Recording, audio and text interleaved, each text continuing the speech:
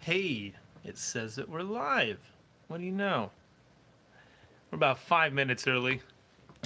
I'll wait around for you stragglers out there. Hey, anyone who's on the feed right now, let me see. Hold on, test. Are comments coming through? Does anyone... I'm still new to this whole live stream. Yes, I just saw my test. Jonathan, how's it going, man?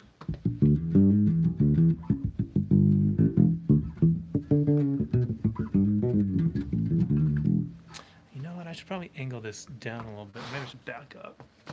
No, that's okay. Hey, how's it going? Klaus? Fans from India. Dang, Jonathan from India. Holy moly, what time is it over there? I can never tell. Are you guys in the future or are you in the past? It's so weird to think of it that way.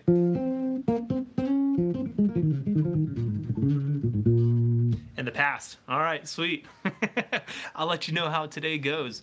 Hey guys, just do me a favor. As you're coming in, just shout out for me. Tell me where you're coming from. What country, what state, anything like that. By the way, can you guys hear the bass okay? Is it too loud or is it too quiet?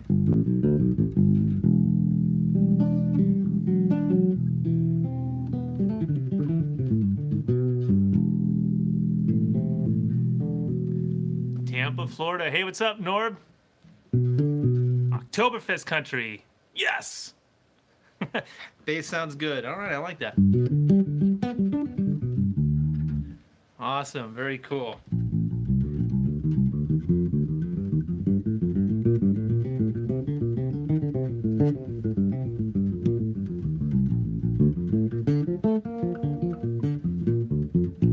Do any of my warm-ups today. I probably should have done that. Hey, Artur from Poland. Guys, I'm so sorry. I gotta turn my phone on silent. That was a text message or actually an email. All right, let's see who we got here. Yep, Jonathan from India. What's up? Norb is coming from Tampa, Florida. Nice. Klaus, Oktoberfest country. I'm assuming that means Germany? Deutschland? Maybe? I don't drink anymore, but I'm pretty sure that's where Oktoberfest came from. Southern tip of India, nice. Will I be at NAMM? Norb, yes, I will. I haven't decided if I'm gonna be there every day or just a couple. Normally, I go for like an afternoon or two. It's a lot. It's a very long weekend. So I've never made it for all Thursday, Friday, Saturday, Sunday, 4 days. Technically, there's 5 now. They do a media day that gets a couple hours on Wednesday. So I haven't decided which of those days I'm going or if I'm gonna try to make all of them. But the short answer is yes, and I'm working. We don't have all the details yet, but I'll be playing at a couple of booths. Hopefully we can meet. Yeah, definitely. Like I said, I know for sure I'm going to be playing at the GHS Strings booth. I just finalized that this morning. You know, I've done things in the past for Groove Gear, Aguilar, and some other people, so we'll see. It'd be pretty cool. Tell us about your bass. Yeah, I don't, this hasn't seen too many videos lately, because, well, I've been on tour, and so everything that's been uploading is stuff that I filmed a while ago, and by the time this bass came in, I was on the road, so I haven't had too much time to film with it and stuff. But yeah, this is an awesome instrument, dude. This is actually my signature 5-string model. I don't know if I can get it all in the shot there. But yeah, this is a Torillo bass made by a guy named Tomek in Germany. Don't ask me what city. I couldn't possibly pronounce it. But yeah, it's a 33-inch scale. And the bridge, the spacing on the strings is also smaller. I can't tell you what it is offhand, but it's a micro bass compared to my normal 5-string, which is a 5-inch scale. I'm sorry, 35-inch scale, and the strings are even further apart. So that's like my pocket bass, and this is like my race car, you know. But this is also a tenor bass, so it's strung up E through C. So it's got nice, it's got a nice higher register than a normal 5-string would. Hey Isaac, how's it going, man? From Ciudad Juarez, Mexico, and El Paso, Texas. How are you in 2 places at once? That doesn't make sense. Tom, hey! Nice. Tom Trillo, there he is. That's the guy who made this bass right here. He just left the last 2 comments. Is this bass 18 volt or 9? Tom, do you know? I haven't changed the battery yet. I see 1 compartment, so it looks like maybe just 1. I haven't done that yet. It's an Aguilar OBP3. That's the preamp that I use in all of my active basses. And I'm pretty sure that can run on 9 volt or 18. Turlo's from Berlin, but he's in Weimar now. Not as far away. Oh, cool. Nice. Strong Island here. Hey, Matthew, how you doing, man? Jonathan says, I find it much easier when the strings are closer together. Yeah, it just depends on what I'm trying to do. This is not a slapper bass.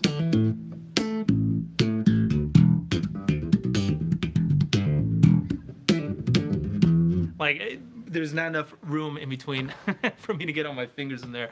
So I haven't gotten comfortable slapping on it yet. But yeah, because El Paso and Ciudad are on the border. Yes, that is true. So I totally forgot about that. Guys, as you're coming in, do me a favor. If you can help me out, just give this a thumbs up. Hit the like button there at the top. This is going to help with the rankings, and it'll allow more people to see it so they can come and join us. Wow, there's 22 of us already. But only 5 thumbs up now. So if you guys can just help me out, I'd like to see that as 22 thumbs up. And also, as you come in, just shout out really quick where you're coming from, what your name is, but I can see that already. Dug the lessons with Adam Neely. Oh, Lawrence, man, it was so cool getting to chill with that dude for a week. And to have him on the channel. I actually got 3 videos out of him. We sat down for an hour in one of those production rooms at GitCon. And yeah, so I've uploaded 2 of them that were on chords, and another one, you know, I don't remember off the top of my head what the topic of it is, but I've got a 3rd video coming to you guys pretty soon with Adam Neely. Such a rad dude, a great human being. Jasper, coming from Belgium. Hey, dude, how's it going?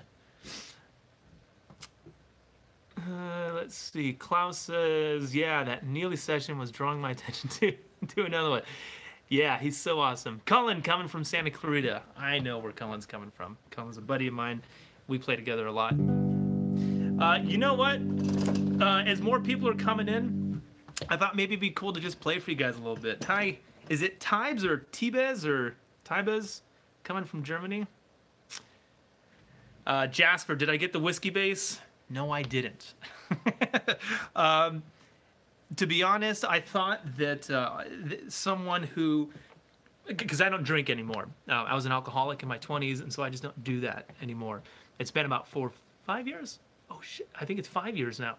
Either way, so that bass deserves, or that bass is deserving of someone who can not only appreciate the instrument, but also the bottle of whiskey that comes with it. And I definitely wouldn't be able to. So. No, I did not take that bass home with me, but boy, did I want to, so bad. Okay, the Dino mug, that's what you're asking about. I don't know, this is, I'm just drinking some green tea right now, and it's one of those mugs where when it gets hot, you can see pictures of dinosaurs. I'm sorry, when it gets cold, you can see dinosaurs, but when it gets hot, their skin disappears and it's their skeletons. Probably got it at a museum or something like that. But anyways, you know, as more people are coming in, I'm just going to play a little bit for you guys. And I thought it would be cool to sight read some music for you guys. That means there's going to be tons of mistakes. And by the way, the reason this is one of the Bach cello suites, I'll start with the prelude. I'm just going to play a little bit. I might not finish it. But one of the hardest things about reading this music is that it's written not in like print writing. I don't know if you guys normally have seen what music notation looks like, but this is someone who wrote it out by hand, and so I play wrong notes all the time when I'm doing this. My wife is here, and she says, yes, got the mug at a dino museum. Hey, darling, was it the one in Montana? There in Bozeman? Oh, shit, I should tune really quick. I think it was. I don't know. But anyways, I'm going to play some Bach for you guys. Because when you don't know what to play, Bach always hits the right spot. And I apologize ahead of time for all the mistakes I'm about to make.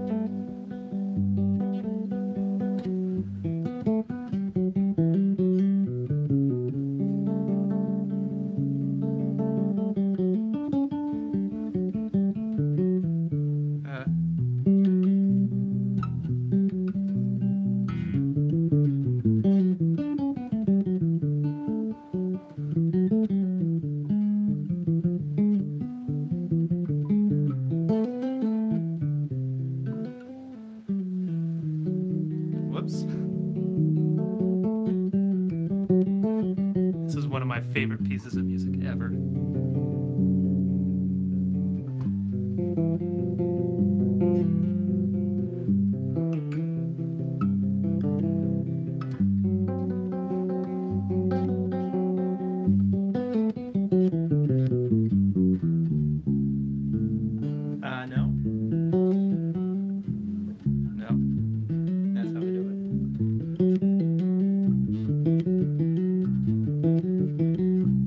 Ah. It's the best thing about sight readings. You can make as many mistakes as you want. It doesn't matter.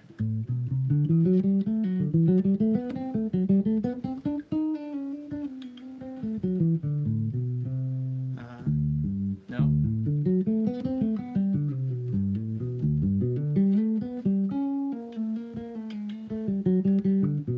Nope.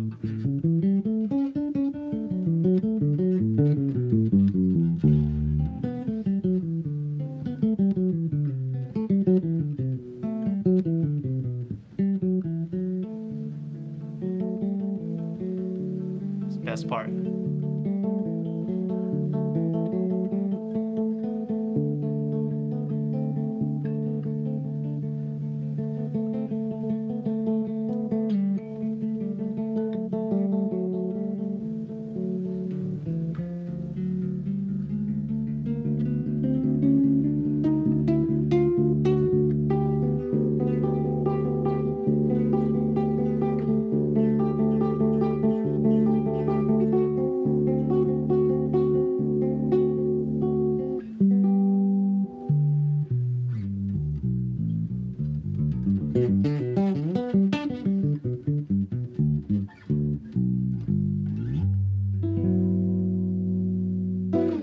I guess that last part wasn't actually in there. But hey, there's some Bach for you guys.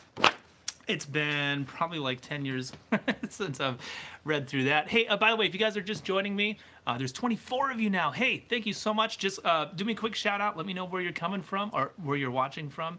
And if you wouldn't mind doing me a favor, just hit that thumbs up button there at the top. It's going to help with my rankings, and it'll get this this live stream to go out to more people if y'all are digging it. So let's see. Isaac says, man, I want to join your website and learn all the technique, musicality, production, gear, and what do I need?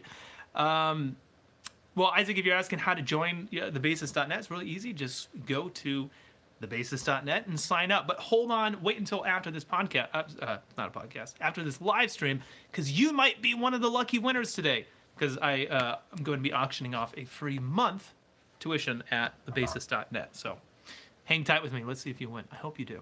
I hope all of you win. Jasper, sounds good. Oh, thank you so much, man. Isaac, wish you could sound like, man, I wish I could sound like me too. Mind sharing where to get this transcription? You know what? I've actually had this since college. This is Bach for bass, transcribed for string bass, so double bass is what you would play this on. And they've been rekeyed because this song actually, I was transposing it. So this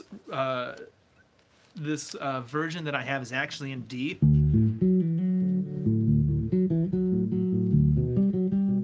And I was playing it for you in G right now. So I was just transposing everything up a 4. So this is designed for someone who has a 4-string double bass, or electric bass guitar, I guess. So all the music's been rekeyed. I'm not positive. I think the original cello suite is in G major. I could be wrong. But yeah, so this was copyright 1977 by Robert Rowe, R-O-H-E. And to be honest, this is something that I've wanted to do for a long time, is create a book of Bach, the Bach cello suites, and not just transcribe them, but actually tab them out for a 4-string bass guitar. It's been on the list of things to do for like 10 years, so I just haven't gotten to it yet. But to anyone listening out there, this is fantastic reading material.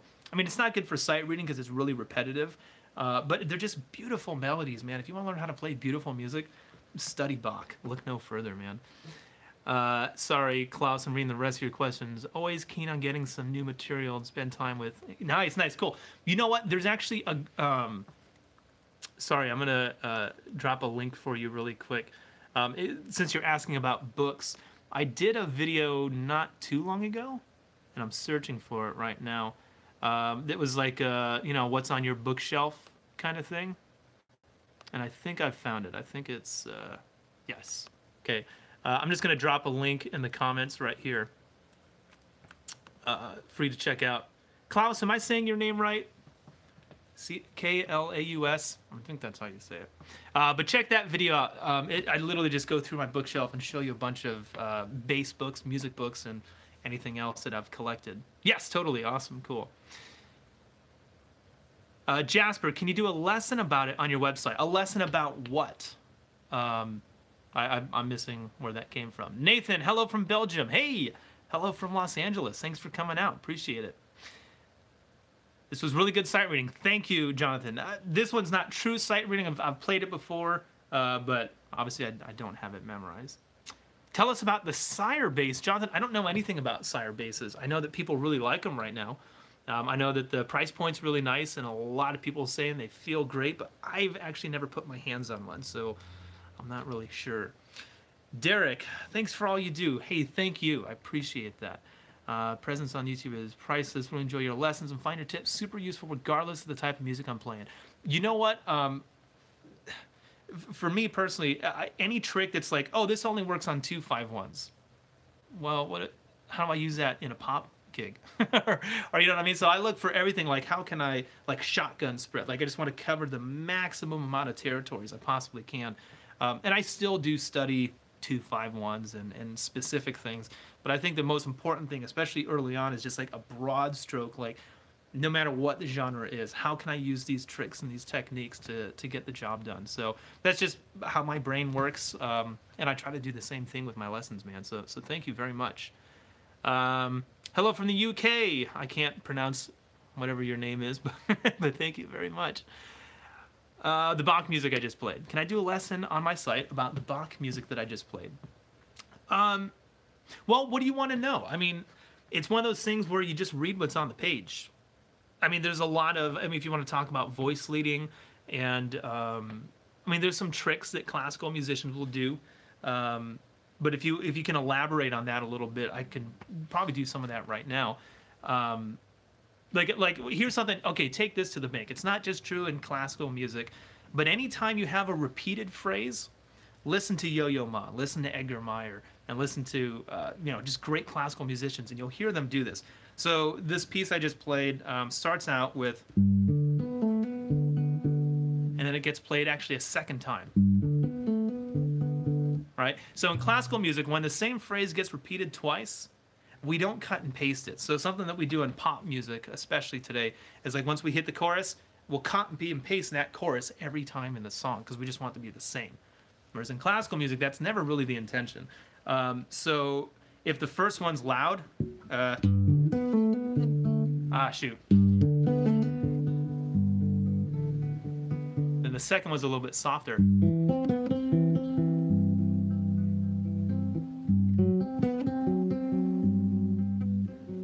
Or like the opposite, you know, if you start soft and the next one's loud, and then if the next one's quiet, then you get loud again. So there's always like this back and forth type of thing happening.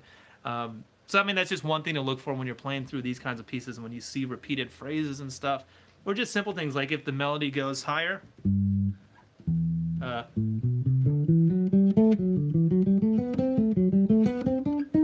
see how I got higher?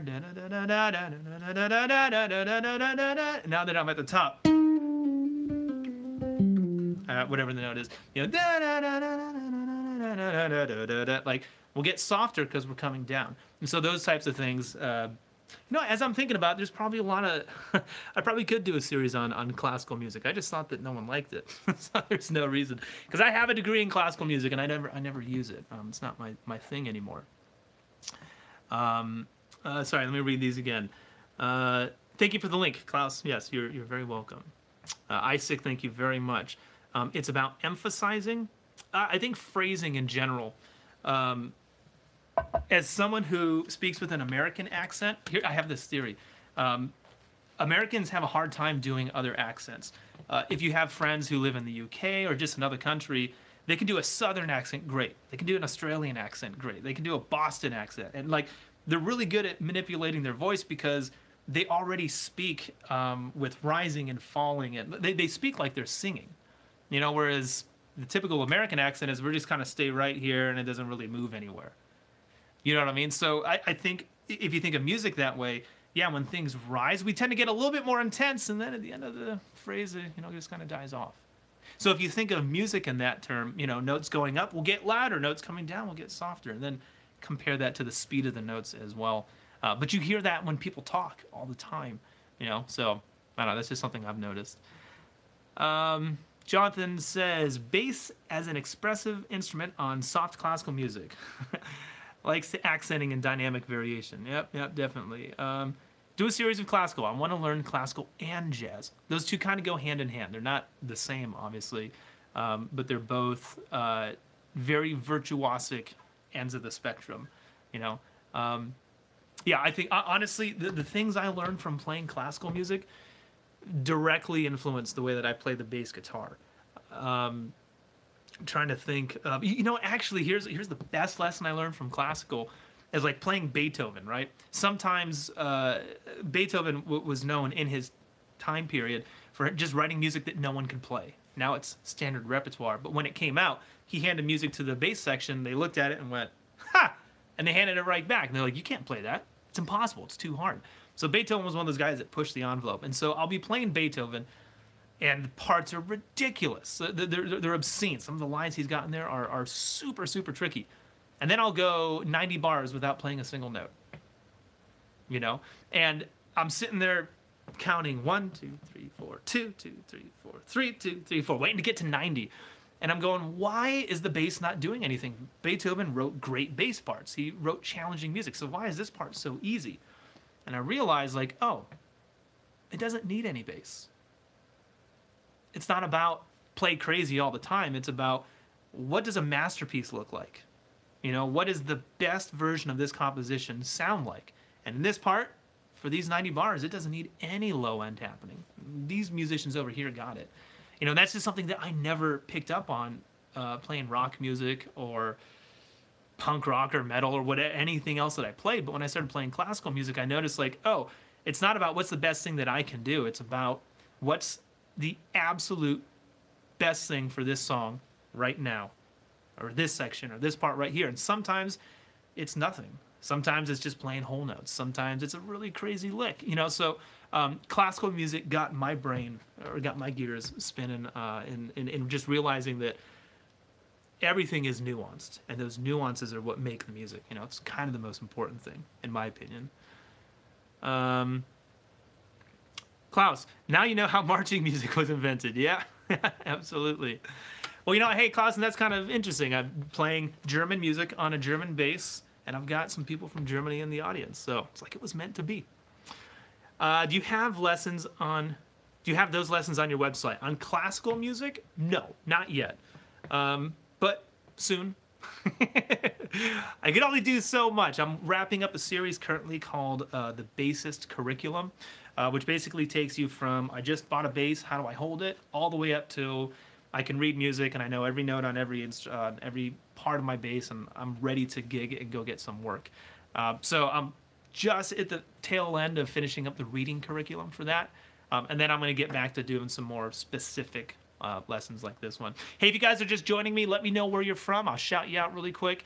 And also, do me a favor, hit that like button. Give it a thumbs up. That just improves the rankings and all that. And make sure you stick around to the end, because I'm going to be giving some stuff away. I'm giving away a private lesson with me.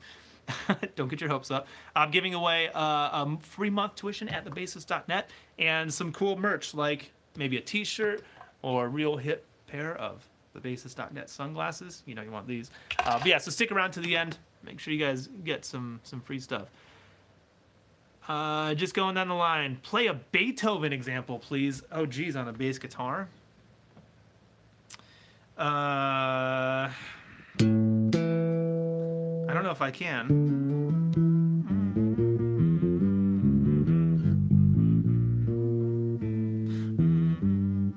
That's from the recitative from Beethoven 9.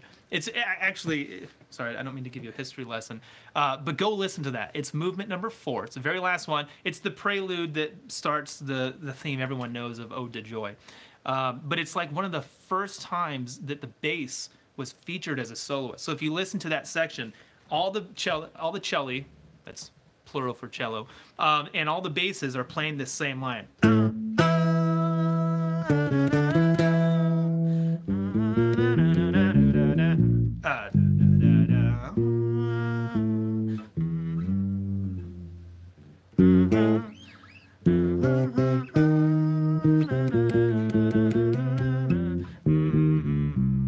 It's just really weird. It's almost atonal in a sense, like it makes no sense.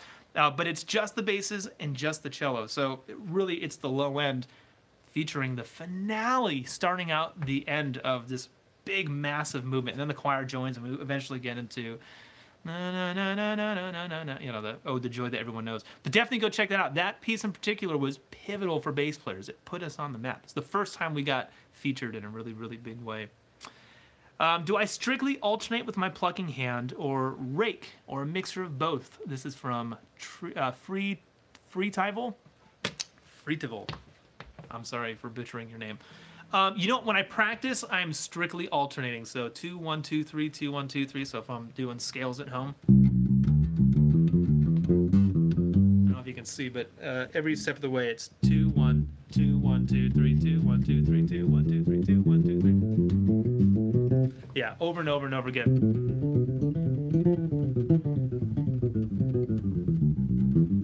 Somebody needs to warm up today.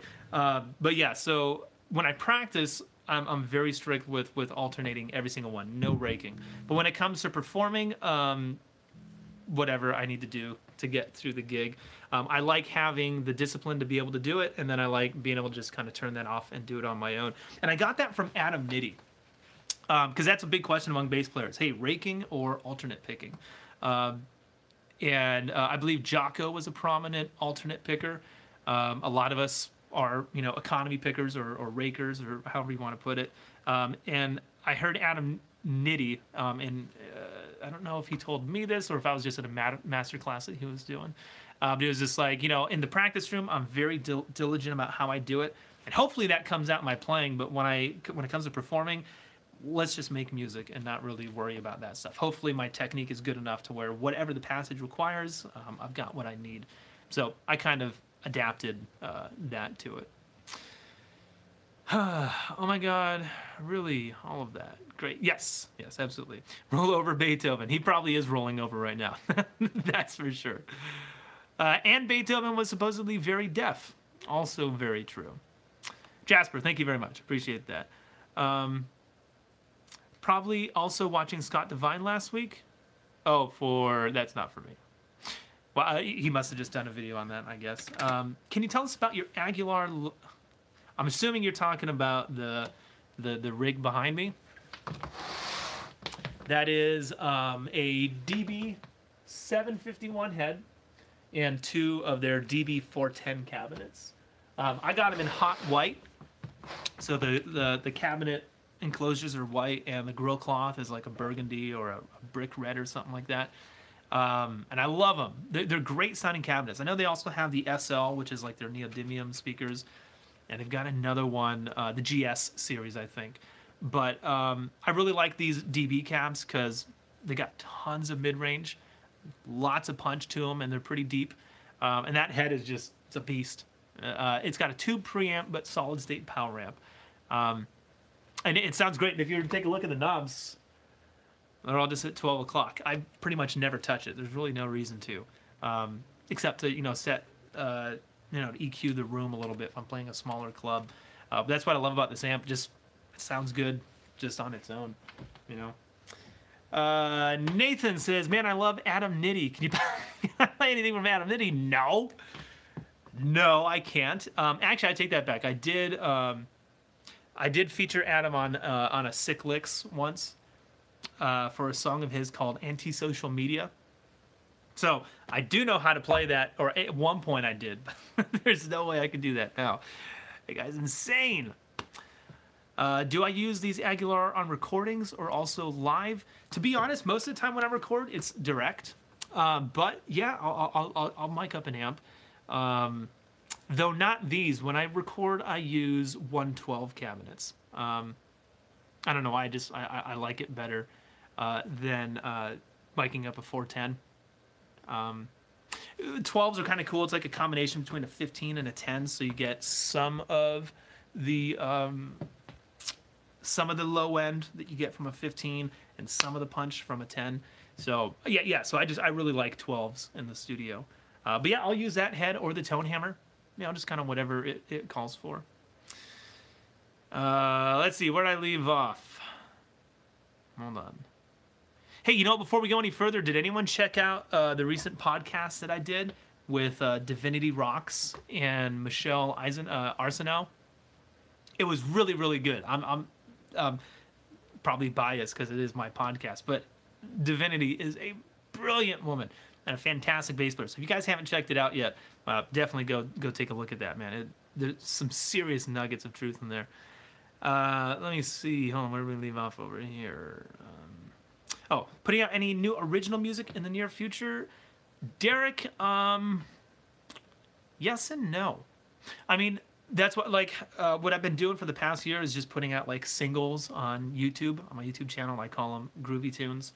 It's kind of a little series that I do. As far as putting out like an album or an EP or something like that, it's really hard today. Do any of you guys in bands or producing your own music and doing that kind of thing? Is anyone doing that right now? I'm talking to you, 28 fantastic humans. The reason why it's tough is because money.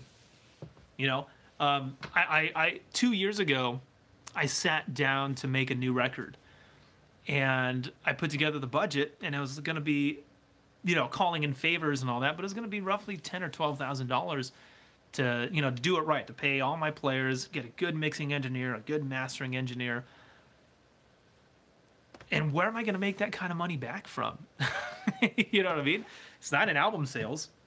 It's not going to be in Spotify streams. I'm just going to just blow that money away and never see it again. So I'm not saying I don't like making music. It's just it's hard to do it today on an indie budget because there's no money in getting it back. So the way that I figured is like, okay, so I'll do these singles on my YouTube channel, and I'll get friends together who want to come and make music with me. And that way it's like they know, hey, I'm not making anything off this, you're not making anything off this, but we're going to get a cool video out of it. And we all get the fulfillment of playing some original tunes. So at the moment, that's pretty much what I've been doing. If I had a real budget, yeah, I've got tunes that are ready to go. But I don't have the financial vehicle figured out yet to make that happen. Honestly, I wouldn't be surprised if we saw albums disappear at some point in the near future.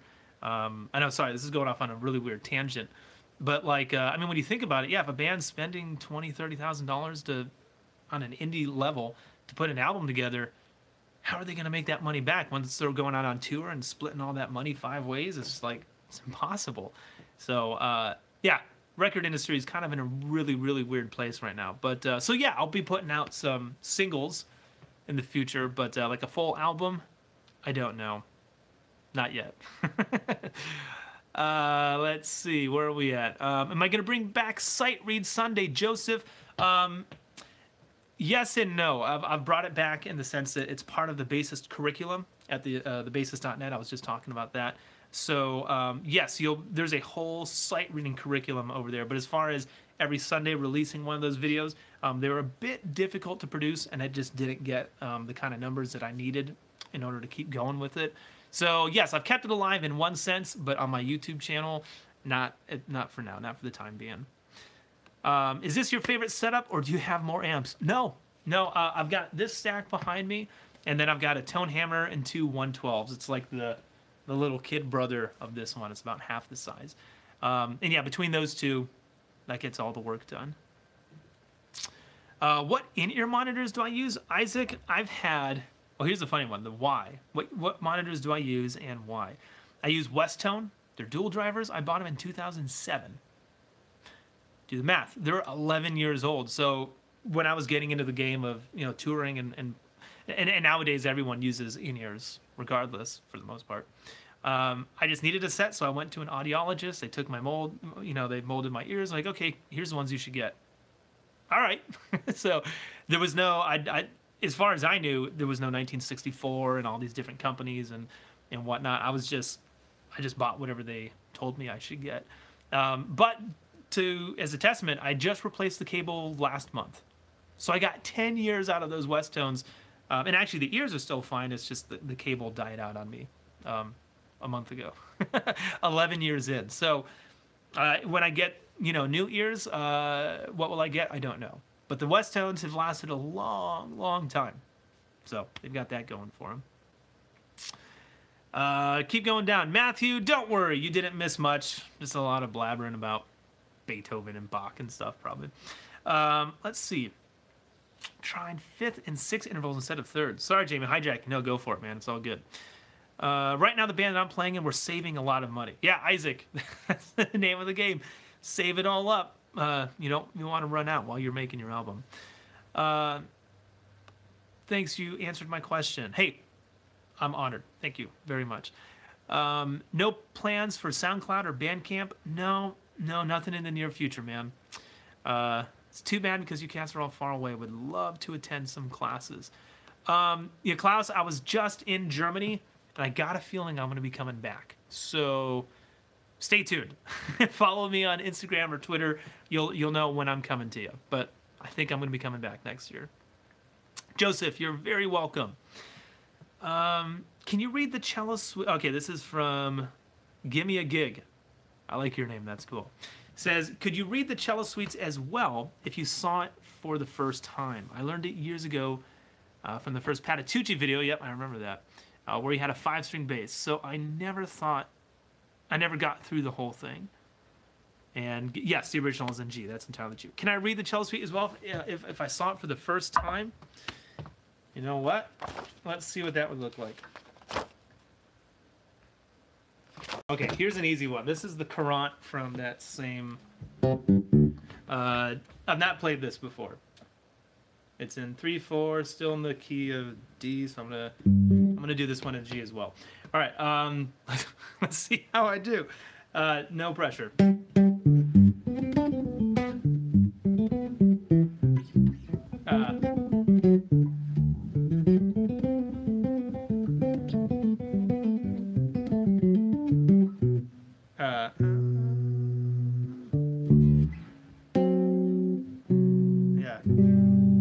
So the answer is no, not very well. Oh shoot, I totally lost where I am.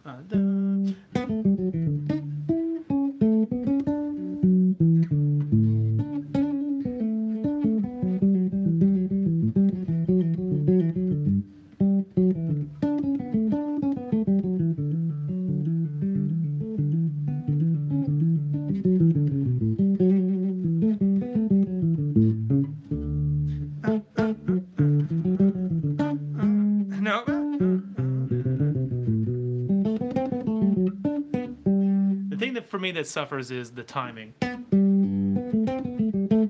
No, apparently the notes suffer too.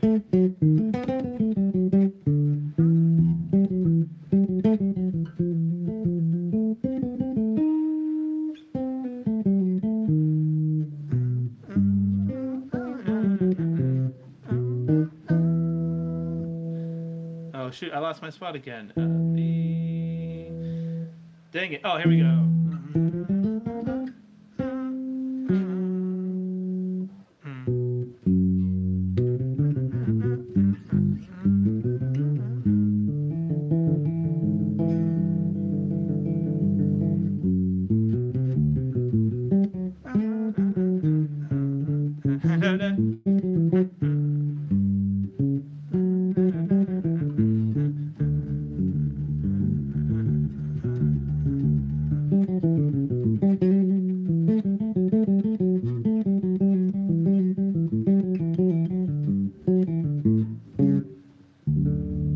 I just realized I did something funny. I transposed the first half of this in G, but when I got to the second half, I didn't transpose it, and I just read it where it was. So the quick answer to your question is no. No, I'm not a very good sight reader when I've never played it before. So give me a gig. I'm sorry, I can't get you that. You can take this gig if you want. That's the answer. Voodoo Funkster, hey, how's it going? Says, love your stuff. Thank you very much. Have you ever had a problem with your tuner making a popping sound through your amp when switched on and off? Maybe not the tuner, but some pedals, yeah. Were I a more technical savvy person, I could probably tell you how to fix it. Best thing I would say is just call the manufacturer. I was having an issue recently with, I don't remember what pedal it is, but it has a USB cable on it. And so if it was connected to my laptop with the same not the same cable, but if an audio interface was plugged into my laptop and this particular guitar pedal, then it would get this crazy hum. And all I had to do was unplug the USB, and then everything was fine. So, sorry, that's my dog. Dracula, hey, calm down, bud. Dracula, come here. That must mean that the mailman is here. Can you guys hear my dog barking? Dracula, come here. Come upstairs, come here. I don't know. Let's see if we can get him on screen. Hold on. Dracula, come here. Hey, bud, come here. Come on. Come here. Yeah. Can you guys see? Hey, Dracula, say hi to everybody.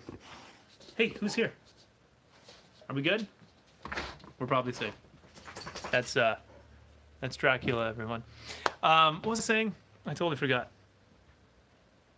Oh, yeah, so I just called the company. I called the manufacturer. I was like, hey, here's the problem I'm having. And they sent me a new USB cable or an updated firmware. So that's what I would say. If you're having trouble with a particular tuner or whatever the thing is, call the company, let them know what you're doing. If they don't get back to you, post it on Facebook or Twitter. And they'll get back to you instantly, I promise. That's one of the best forms of customer support these days. Sorry, let me keep going down here. What's my favorite pedal? Norb. The answer is the Source Audio Aftershock Distortion.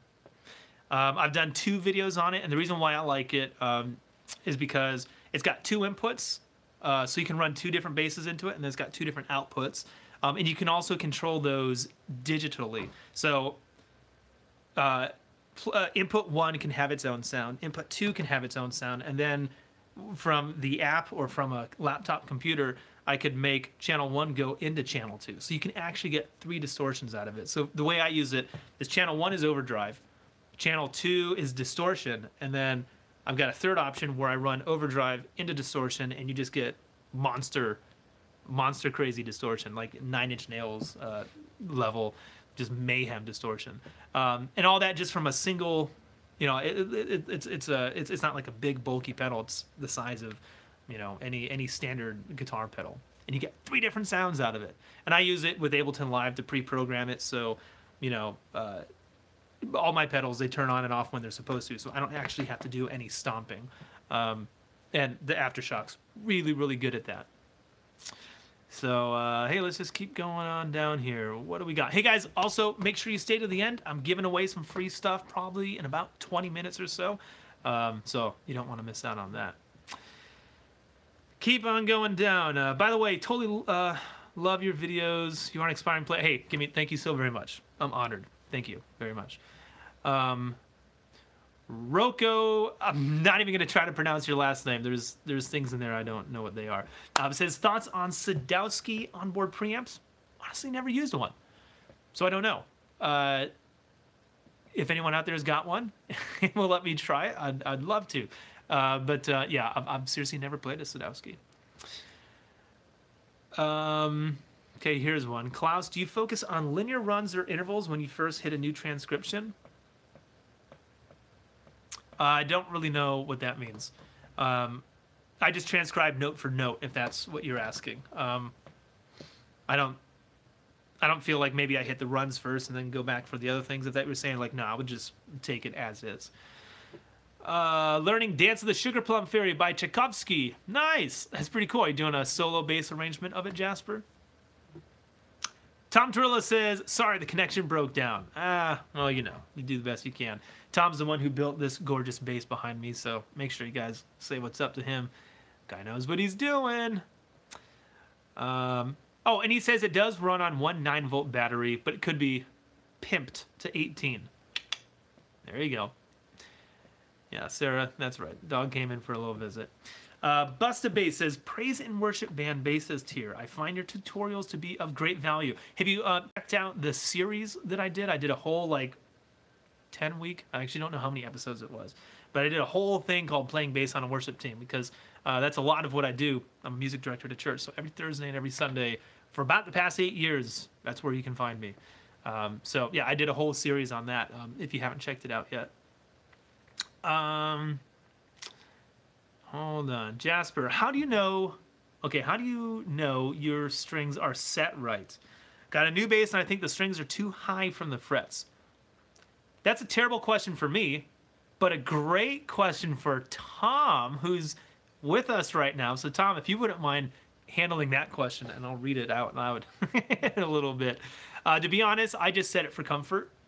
Maybe there's a more mathematical way of doing it, but I just kind of I set the neck first. I get the strings where I want them to be, and hopefully there's no buzz. But I play with a relatively light attack, anyways, so I normally don't have that issue. What else we got here? That new signature bass, you will play it more like a soloist than you will with the band? Probably. Yeah, given its spacing and its tuning. Soloist is in, like, I feel like this instrument, I need to write the compositions for it. It's not going to go with me to a cover band gig, because I've got other basses that I would use in that scenario. They're just easier to play and make those sounds. So yeah, probably this will, for me, is more on the solo side. So I don't know who I was talking to earlier about when I do release more original music.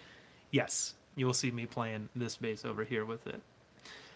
Changing my precision pickup while listening to you. Best talk music ever. Nice. What pickup are you putting on there? I've used the Nordstrand and the Aguilar. I really like the 1960s Aguilar. I think it's called the AGP 60 or something like that. It's a great sounding precision. Bassists are always welcome to visit in their shop. Hey, yeah, there you go. So hit up Tom. He'd love to hang with you. Sorry, just reading down this. Nathan, you're very welcome, man. And yes, Matthew, don't forget to vote. Es muy importante. Has nothing to do with drinking green tea. Hey, I've got an idea, and I wanted to see what you guys think about this. I don't know if you follow me on Instagram or Twitter or Facebook, but I've been doing this thing every Tuesday where I do a hashtag called Groove of the Day. And basically, I just set up a camera, and I play for about 10 or 15 seconds, and I put it up there, and I put that hashtag on it. So here's what I want to do. I'm going to do another live stream 2 weeks from, actually I don't want to say it. It should be about 2 weeks from now. But here's what I want to do. I want you guys, all 32 of you, to join me in this. On Tuesday, the next one I'm going to be doing is on November 6th, so 1 week from today. Set out your phone and just play. Play whatever you want. I've been doing them around grooves. Doesn't have to have a bunch of flashy licks, because it's called Groove of the Day, not Lick of the Day. But just film yourself and then upload it to whatever social media platform you use. If it's Instagram or Twitter or Facebook, just be sure to tag me in it, at Jamie Lewis, and then use the hashtag Groove of the Day. And here's what I'm going to do. I'm going to pick my favorite one over the next 2 weeks. I'm going to share it from all of my platforms, and when I do my next live stream, I'm going to share that video and give you something for free. I'm going to give you a free month at thebassist.net. So all of you have an opportunity to earn one of those, and it's really easy. Like I said, just pop your phone out in front of you, play a groove, share it on Facebook, Instagram, Twitter, whatever it is. I just want to see what you guys are doing. And it's really, honestly, I've had a lot of fun with it too. So it's a way to get your stuff out there. And I just want to see what you guys can do. And I want to share it with my audience. So if you guys wouldn't mind joining me in that, it's going to be next Tuesday, the 6th, and then the one after that will be the 13th. And I think I'll be doing another live stream. We'll announce the winner at that point. Let me keep going down here. What do we got? No, we get the vote. When I'm coming to El Paso, Isaac, I wasn't just there. Shim Moore, the artist that I tour with, we ended our tour in El Paso, but I actually got a sub for that because I left that same day to go to Markneukirchen, Germany. Tom, did I pronounce that right? I probably butchered it. Markneukirchen. It's been a minute, so I'm probably butchering that. But yeah, so we were literally just in El Paso, so it'll probably be a while before we come back. But I wasn't even there, so maybe I'll get a second chance. What do I think about the Marcus Miller V7? If that's a Sire bass, I have no experience with it. Never touched one, have no clue, but I've heard great things. Tom, where's your shop? I want to say it's in Weimar, but I could be wrong. Weimar, Germany, Deutschland. Trying a Dominger the Thumper precision pickup. I've never even heard of that. It's supposed to be very good. please let me know what you think. I'm always interested in good pickups. Groove of the J, hashtag Jamie. Yes, Isaac, please join me. Yeah, it'd be super awesome. Well, hey, is there any other questions you guys got? Anything else? Anything you need help with? Anything you want to know? Because it's about time to start giving stuff away. And once we move to that, it's all over, baby. Oh, hey, you know what? Actually, before we do that, I just want to make a couple quick announcements. Like I said, the Bassist curriculum is almost finished for those of you who are members at thebassist.net. Basically, like I said, it starts from I just bought a bass, what the hell do I do? And goes all the way up to I know how to read music, I know every note on my bass, every scale, every arpeggio, and I can hang in any gig that gets thrown at me. So that's like it's basically like my journey to how I got to where I am on bass. And I'm almost done with it. So if you're at thebassist.net, definitely check it out. Probably a couple more weeks and it'll be finished. Another thing I want to mention is coming up. I've got a couple of really cool videos. One is a slap lesson with Divinity Rocks. While I was in Germany, she gave me a really quick slap tutorial. So that'll be going live on the YouTube channel, I think, next week. Yes, it goes live next week. And also, I did a video on looping with Ableton Live. And I got so many requests to do a step-by-step tutorial that I just finished editing that yesterday. So that is going to go live next week as well. And then the Bassist podcast, I've got 2 really great episodes coming up. One that I did with Rick Beato, who's an unreal musician. The guy, I'm not going to say anything else. Listen to that podcast. It goes live next Monday. And then yesterday, I just did a podcast with Evan Marion, who's a fantastic, unreal bass player, great human being. And I can't wait to share that. I think that's going to come out in 2 weeks. And then the next live stream is going to be November 16th. So come join me 2 weeks from today. I'll probably do it on the same day. I'm not sure what time. Let's see. Was there any other questions before we start giving stuff away? Rocco, thank you very much. I'm honored. Thank you very, very much. Any books you recommend on improvisation? You know what? There's a great book that's... I'm sharing this link again just in case you weren't here. I shared it earlier. But that's a video I did on my bookshelf, on all the books that I have owned about music, and there's some about improv. Yes. I don't remember what they are, but they're in that video.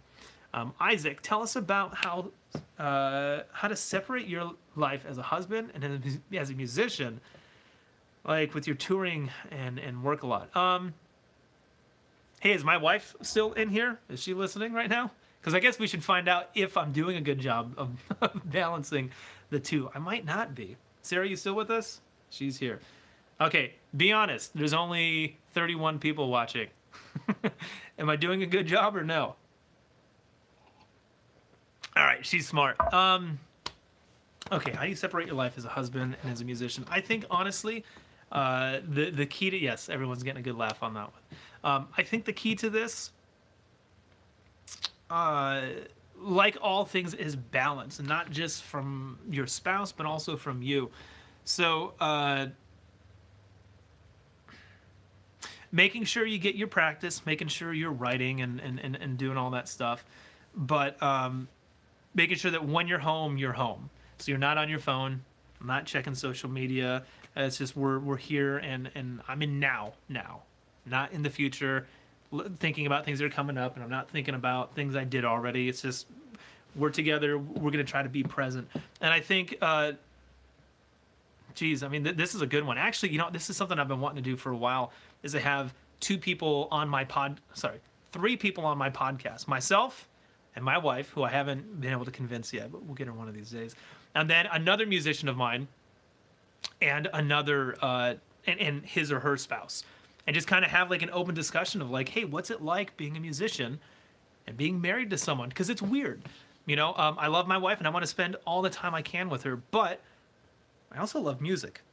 And the funny thing is, I've loved music longer than I've loved my wife. I mean, if you just add the sheer numbers of it up, I've been playing music since I was 3 years old, and I've been dating Sarah since I was 17.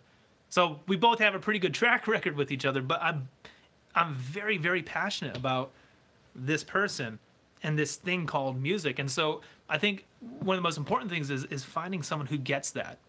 You know, I think Sarah understands again, I don't abuse this, but when it's like, hey, darling, I know we were going to watch Netflix tonight, but I've got this song in my head. I have to go and work it out for like the next hour, which she knows really means like 5 hours.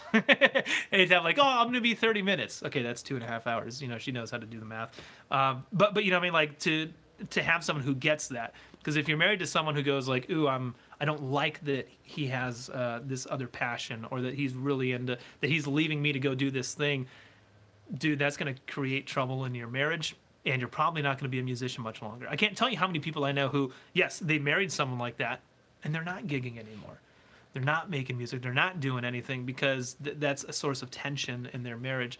So, obviously, it's balance, and it's a little bit of give and a little bit of take. But specifically, I think both people have to have an understanding of like, oh, this is, you know, sometimes the music comes first.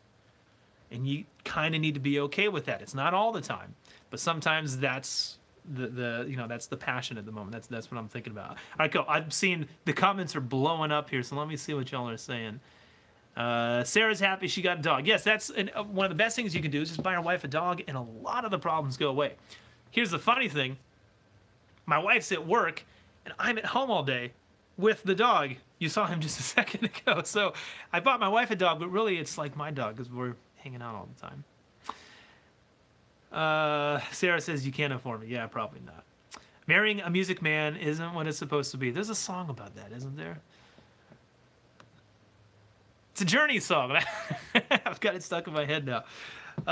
Sarah says it's definitely tricky. Yep. Sarah says, okay, let's see if this helps at all. He's really lucky that I'm really easygoing and self-sufficient. It makes the last minute things a little easier. Yeah, last minute, you mean like last minute gigs, or especially like I'm so bad with my schedule and my calendar because I do so many different things. And so I was supposed to drop the dog off at the dog park to pick Sarah up, but then I totally forgot, oh shoot, I'm in a recording session in Glendale until 5. I told you I was going to be there at 5:30, but traffic won't get me there till 6, you know, so I'm always dropping the ball and that kind of stuff. Yeah. I'll answer this one last question, and then we'll start giving some stuff away.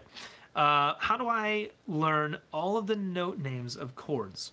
I was thinking of working on scale for some period of time and picking everything out of the scale and then move on to the next one. Your thoughts?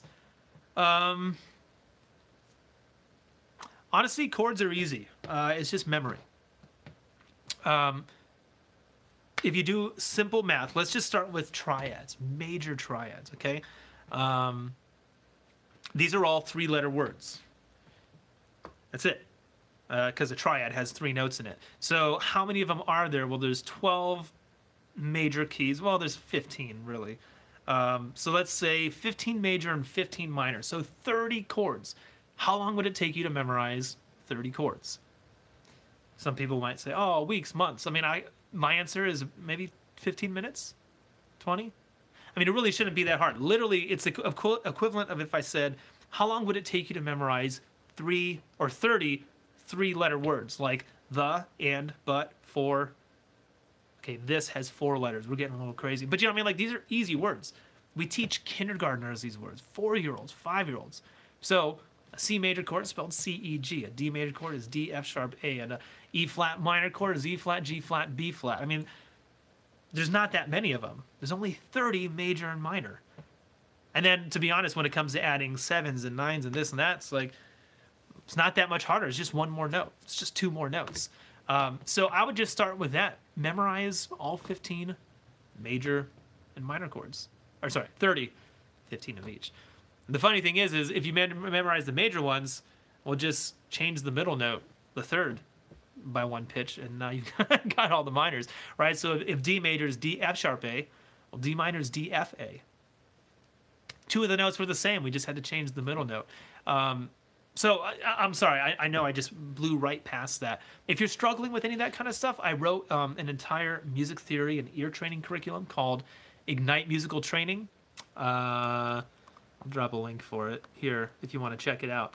But this literally will walk you through everything I just went over and much, much more. It's like a 2-year collegiate curriculum squashed into about 12 lessons. And also, if you're a subscribing member at thebassist.net, you already have the Ignite program, so it's part of the Bassist curriculum. Hey-oh! I know, sorry. So many plugs. Okay, let's start giving some stuff away. If you haven't been following me, here's how I do my giveaways when we do these live streams. I'm going to ask you some questions that pertain to the recent posts that I just put out. Recent articles, recent podcasts, recent videos. So if you've been following me on Instagram or Twitter or Facebook or my YouTube channel, then you should be doing pretty good with this. And if not, come follow me. You'll do much better and answer these questions. So this first one is for a private lesson with me. So here's the question. I posted a video last week on my YouTube channel about a Warwick bass that sat in whiskey for 1 year. Now in that video, there was another person sitting beside me. Who was it? What's that person's name? Now here's the funny thing too, is actually you can just go to the video right now and watch like the first 10 seconds of it, and you'll find out who that person's name is. It is not Will! Will's from Basic Gear Review. That went up on their channel. It was not Adam Neely. No. Good guesses, though. I'll give you 20 more seconds. I'll give you a hint. He works at Warwick. Not Pete.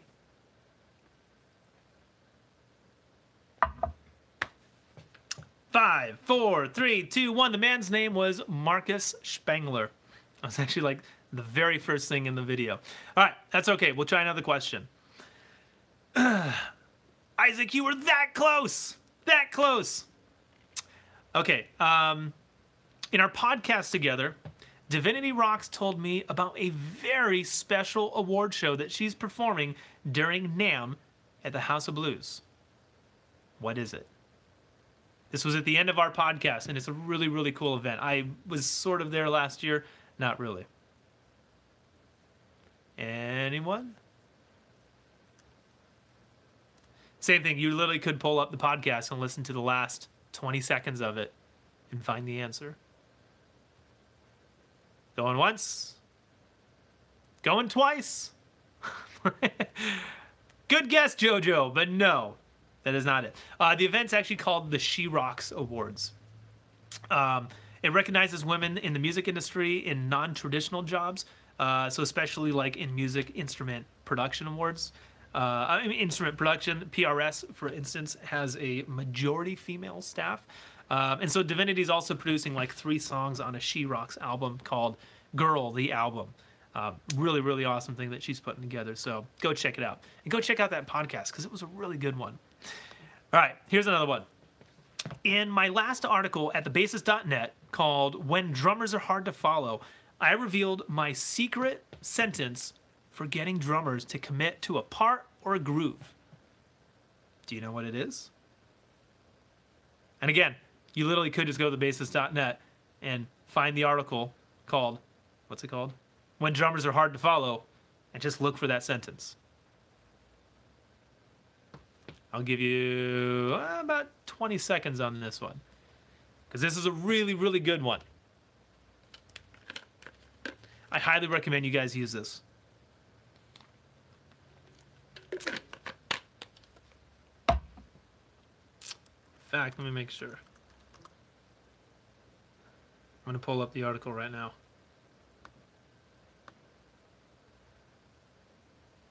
Wait for it. Okay, there's the article. I just made it really easy for you. All I gotta do is click on that. And there's a sentence in here that I use all the time. Nathan, you're on the right track, but I can't give you the answer. There's a special sentence that I use, and it works every time. So here's the scenario. You're playing with the drummer, and it's just not locking. And you've got to be able to communicate to this person, hey, I need you to do this. And so here's my method of doing it. 5, 4, 3, 2, 1. That sentence is this right here. Well, here's the trick. It's a little bit of reverse psychology. You stop the drummer and you go, hey, I'm sorry, man, what's our kick pattern supposed to be? You put it on yourself. Because I don't want to stop and go, hey, drummer, you're screwing up, man. What's going on? Are we going to do this thing or what? You know, so what you say Oh, hey, Ivan, how's it going, man? You made it just in time. So what you say is, hey, what's the kick pattern? And what this does is it gets the drummer to go, oh yeah, what is the kick pattern? Hold on, let me, I think we're supposed to do this. And then it doesn't matter, we're just gonna do that. It's just a really easy way to kind of non-confrontationally get your drummer to start thinking about the kick pattern. Jasper refuses to follow a poor drummer. Well, it happens from time to time. I try not to, but every once in a while, you know, you're just playing with someone who doesn't have the ability to, you know, lock with something. So I just find that the best way to do it is just to constantly be asking them, like, hey, what's the, man, I forgot, what's the kick pattern on this song again? I guarantee you, if you do it twice, no more than 3 times, this drummer's going to start thinking, yeah, what is my kick pattern? What am I supposed to do? So I can tell you, it works every single time. So manipulative, I know. Secretly manipulative. That's the name of the game. Okay, here we go. A video went live last month where myself and 7, count them, 7 other bass players played Michael Jackson's Billie Jean. Does anyone know what the technique was called at the beginning of the video where every single person was playing a different note? Have you guys seen that video? Do you know what I'm talking about? I don't think it's gone. Oh, you know what? Did I share it yesterday? Not sweeping. Hold on, let me look at something really quick. Yes, I shared it yesterday. Not counterpoint. It. Thank you, Ivan. Yeah, so here's what happened. We all got in a room and it's like, hey, let's 9 or 8 bass players play the same song. We all know what that's going to sound like. It's going to sound like, well, like 8 bass players playing one song. So I was like, hey, how about this? We'll play Billie Jean. It's 8 notes, and there's 8 of us, and everyone play a different note. So the first guy goes bum, and the second guy goes bum, and then bum, bum, and you put it all together. Everyone's playing bum, bum, bum, bum, bum, bum, bum, bum, bum, bum, bum. It just kind of worked itself out. So 8 people, an 8 note pattern, and that technique is actually called a hocket.